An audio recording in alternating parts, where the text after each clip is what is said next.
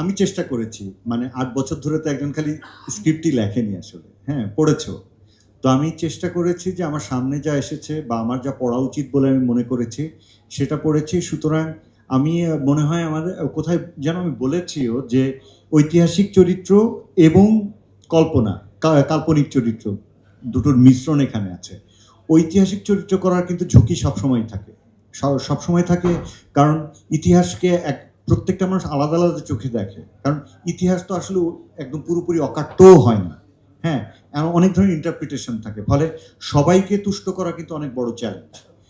সেই চ্যালেঞ্জটা যে নেয় সে প্রশংসাও পায়, গালিও খায়, দুটোর প্রস্তুতিই আমার আসলে আছে।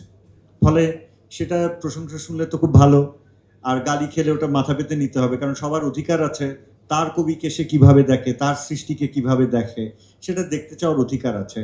আবার নির্মাতা হিসাবে আমারও স্বাধীনতা আছে যে আমার কল্পনাকে ওর সঙ্গে অ্যাড করা, কারণ দেখেন দিন শেষে এটা আমার জন্য কিন্তু প্রথমত সিনেমা, এবং বনলতা সেনের প্রকাশকালের হিসাব করলে এখন ৯১তম বছর চলে। শিয়া বাটার ও ভিটামিন সমৃদ্ধ লিলি বিউটি সোপ, তারুণ্যময় উজ্জ্বল ত্বকের জন্য। তো এটা ধৃষ্টতা হবে কিনা জানি না, আমার মনের অন্তরালে কাজ করেছে যে আগামী ১০০ বছরে যেন বনলতা সেন চলচ্চিত্রটা থাকে। ফলে সেখানে আমার নিজস্বতা থাকতেই হবে, মানে সেটা ভালো লাগতেও পারে মন্দ লাগতেও পারে, কিন্তু নিজস্বতাকে কম্প্রোমাইজ করা যাবে না সেখানে। মানে আমি বনলতা সেন কাব্যের অনুবাদ করিনি এই চলচ্চিত্রে অন্তত। সব পাখি ঘরে আসবে কিনা এটা আসলে একদম সিনেমার পর্দায় বোঝা যাবে আসবে কিনা। হ্যাঁ, পাখিদের খোঁজ আমরা ওখানে রাখার চেষ্টা করছি।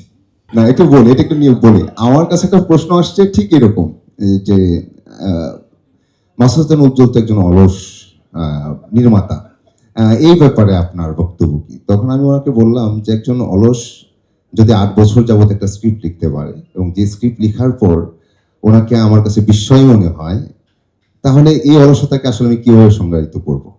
এবং আমাদের ফিল্মটা যে বনলতা সেন, সেটা দেখার পর আপনার এই প্রশ্নই আসবে যে ১.৫ বছর কেন লাগলো এবং এই ১.৫ বছর কেমন অলসতা থাকলে এমন ফিল্ম আসা যায়।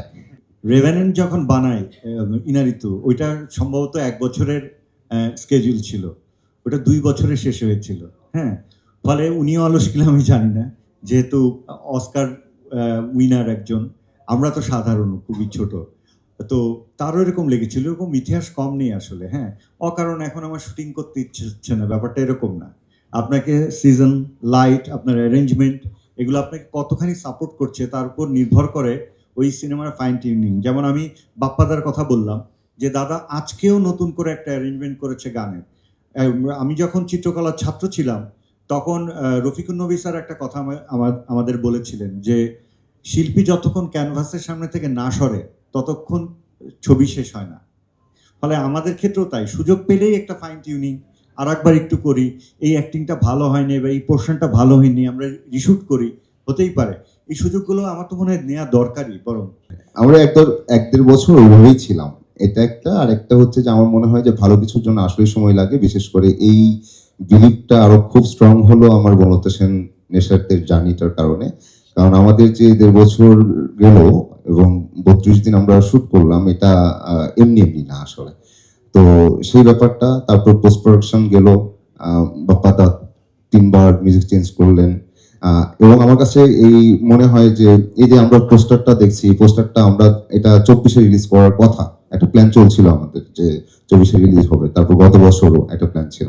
বাট আমার মনে হয় যে এটাই সবচেয়ে ভালো সময় তার আমাদের সামনে আসার, এবং এই পোস্টারটা মনে হয় যে তখন রিলিজ হলে এই পোস্টারটা হতো না, এরকম হতো না, যেটা দেখার পর আমরা একদম হয়ে গেলাম যে এরকম পোস্টার হতে পারে। হ্যাঁ, তো মিউজিকটা হয়তো দাদা যখন প্রথম ড্রাফট করছেন ওইটাই আমরা শুনতাম, ভালো লাগতো। বাট এখন এসে এটা ওনারও প্রচন্ড ভালো লাগার, উনি নিজেকে যাচাই করতে করতে এই জায়গায় এনে উনি ওকে যে ওকে, তো এই ব্যাপারগুলো ঘটতো না।